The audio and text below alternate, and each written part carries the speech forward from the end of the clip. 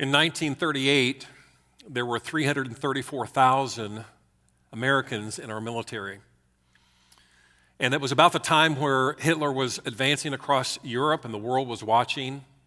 President Roosevelt was watching. And in September of 1940, President Roosevelt instituted the first peacetime draft. We weren't at war, but other parts of the world were, and he realized what may be coming. And so he instituted the draft. 15 months later, the Japanese attacked Pearl Harbor, and America was dragged into a terrible, bloody world war. And at that time, because of the draft, 2.2 million Americans were serving in our armed forces. Many more would go to war, 16 million by the end of the war. And this is what President Roosevelt said at that time.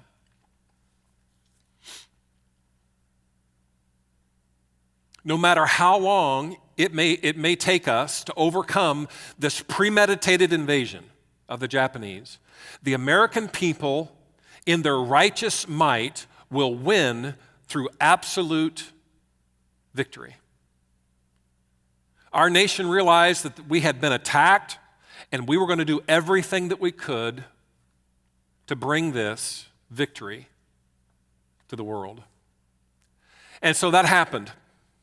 Many more thousands and thousands of Americans would eventually go to war, go into the military, but it wasn't just the military. All of America entered into this world. Because as young men were shipped off to the battlefronts, to the front lines, that left a big hole in our country in terms of the workforce. And so thousands and thousands and thousands of women who were not in the workforce, they went to the workforce. They started working in factories, taking up their husbands' jobs. They started entering into the military, helping prepare the equipment that the front lines were going to be needing. They did all of those things. They had all kinds of initiatives to make sure that our brave men and women on the front lines had everything they needed to fight and win that war. They had a drive they called Food for Victory. They had to feed the army. And part of that process was making sure that we, scale back on what we were eating as a nation so that we could feed the army. And so they started eating leftovers. Eating your leftovers became a patriotic duty during World War II. People started growing their own vegetable gardens and their own fruit because the farmers of America needed to raise the crops in order to feed the armies and distribute the food to them. And so they just said, we don't have enough food to feed everybody. And so the Americans started growing their own vegetables, canning their own vegetables. In fact, 40% of the vegetables and the fruits that Americans ate were grown in their own backyards. Over 1 billion tons of vegetables were grown in our own backyards. They had another motto, make it do or do without. There were precious metals that our military needed, metals like copper. They needed millions of miles of copper in order to be able to communicate on the front lines of the battlefield. And so they asked the American public to donate the copper. They stopped making copper pennies and took copper out of the coins so that they could have all of that copper available for our men and women on the front lines. They made pennies out of steel, as you may remember. Another motto was do with less so they'll have more. They sacrificed of their own needs so that those who were on the front lines of battle could fight that war. The Army had standard K ration kits. And in those standard K ration kits were chocolate bars and chewing gum. They made huge amounts of chocolate bars. And so cocoa production went up in America. You know what else was needed in chocolate bars? Sugar. And so they started to ration sugar in the United States. In fact, they had rationing committees that would give people coupons for certain ration goods so that once those rations goods had met their limit, they would have enough to actually feed our army and make sure that our men and women on the front lines fighting the war had what they needed. Cane sugar was also used to make explosives. They had to do everything that they could to make sure that our men and women had it. They asked people to save their table scraps, especially the fat, because fat had glycerin in it, and glycerin was used to make bombs and ammunition. And so people did. And beyond that, they had metal drives where people would take their pots and their pans and their radiators and their pipes and all kinds of things because they needed to make war machines in order to fight on the battlefronts. They needed rubber for vehicles on the front lines, and so they lowered the speed limit and they rationed gas in the United States of America so that the tires on our cars would last longer, so that we wouldn't need rubber for our cars, so they could send those rubbers. And what the Army needed and our military needed for their vehicles, for their tanks. You see, everyone was involved in this battle. Everyone did their part.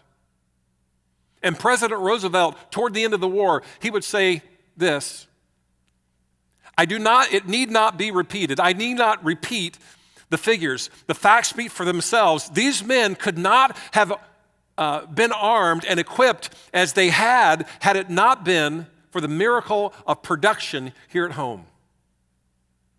The production which has flowed from the country to all of the battlefronts of the world has been due to the efforts of, now watch this, American business, American labor, and American farmers working together as a patriotic team. As a patriotic team. Everyone came together to fight a common enemy. We were all in this together. Now, why do I bring this up? Why do I bring this up? On Thursday night, I had a meeting with our elders, and as we talked about what we were going to do as a church, one of our elders said, it's kind of like we're in a war with a virus called COVID-19. And if we suspend our public gathering services, that's part of our patriotic duty in terms of trying to stop this virus in its tracks. And we've all got a part in this. And so that's why we made the decision. We're not afraid, but what we are trying to do is we're trying to fight a common enemy, and that is a virus that is sweeping across the world. And you and I have a part in that fight. And here's what I know. There's a lot of things I don't know, but here's one thing I do know. This battle will pass. What we're in the middle of, it won't last forever. This battle will pass, and I am confident that we will prevail. We're going to prevail in this. But it's going to get worse before it gets better. But together, as we fight this common enemy for the greater good, we will prevail. And we've got to do our part. What does doing our part look like? Well, it looks like taking this battle seriously. I know sometimes it gets really blown out of proportion. We feel like it's just sensational, and the sky is falling. And there are some of us who just kind of look at things and think, that may be over the top. But the reality is this is a serious foe that we're fighting.